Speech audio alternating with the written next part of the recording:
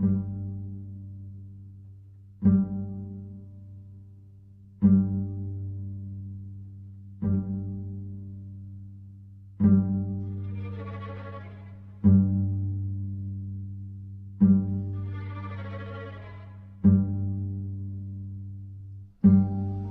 upon a time, there was a little girl.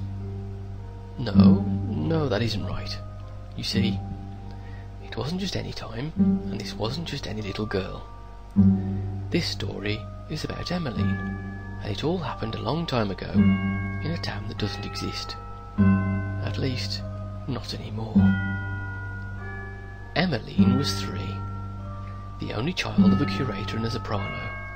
She had everything a child could want, but there was one problem. Emmeline had been forgotten by absolutely everyone. Mummy and Daddy were always preoccupied with the business of the day. The servants complained that she was underfoot. Even the postman, who brought letters that often made Daddy frown, never brought any letters for little Emmeline.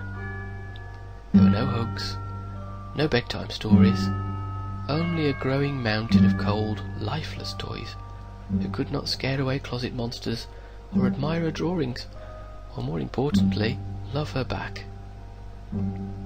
Emmeline tried her best to be a good little girl. Then she tried very hard to be a not-so-good little girl. Either way, no one was paying attention. There was nothing she could do. One night, Emmeline peeked out of her bedroom window and saw a beautiful star. It twinkled and glowed so brilliantly that Emmeline wondered if it was even a star at all, and not an angel who was up past his bedtime.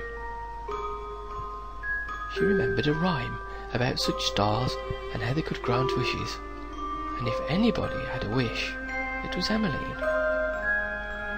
Emmeline closed her eyes and wished with all her might. She wished for a friend who could play with her and help her reach tall things, and protect her from the creatures in the shadows and never, ever, ever leave. Stars don't grant wishes for everyone, mind you, but few children have ever wished for anything so dearly as little Emmeline. "Please," she begged, "please." And at the exact stroke of midnight, or perhaps a few seconds before, depending upon the clock, Emmeline's wish came true. Oh, he was a delightful friend. They drew pretty pictures together and made up stories. They even had tea parties and built pillow forts. Emmeline named him Mr. Creasle, because it sounded right, and he was her special secret. Mr. Creasle was great fun for a while, but after a time it seemed there was something missing. He was certainly the best friend she'd ever had, but only because she'd wanted him to be. He did everything she asked, but nothing more. He couldn't even love her on his own. This thought made Emmeline very sad. Then came the sound of cheering from the parlour, and soon after, the news. "Oh, isn't it wonderful, Emmeline?" said one of the maids, who never usually said anything to her. "Your mother is going to have a baby. You'll have a baby sister one day. Won't that be nice?" With that, the maid was gone as quickly as she'd come. Emmeline turned to Mr. Creasle, who, after considering the proper response, chose to frown. No, this was not wonderful. Not at all. This was the final straw, and Emmeline would not stand for it.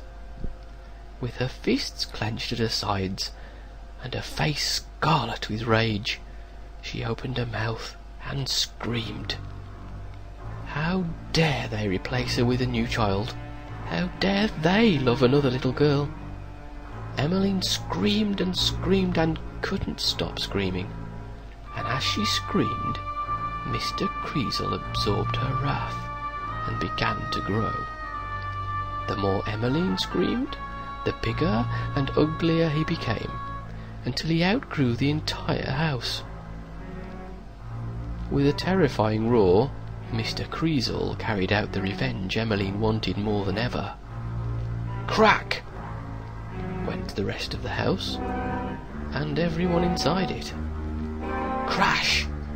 Went the neighbourhood, whose children never asked to play with Emmeline.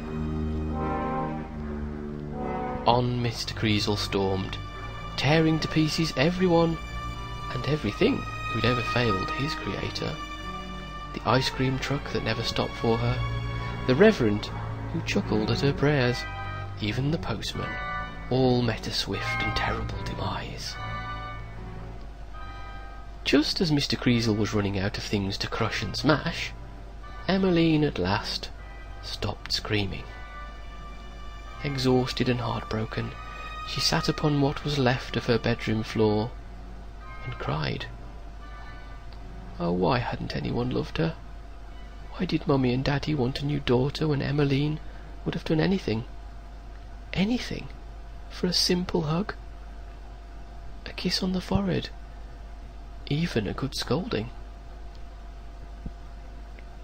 But everyone was gone. Who would love her now? Lighting up the night sky was the very star upon which he'd wished not so very long ago.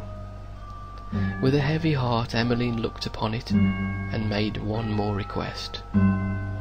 She closed her eyes and wished with all her might. And at the exact stroke of midnight, or perhaps a few seconds before, Emmeline's wish came true. Like a ghostly light, she began to fade until there was nothing left. Neither she nor Mr. Creasle were ever seen again.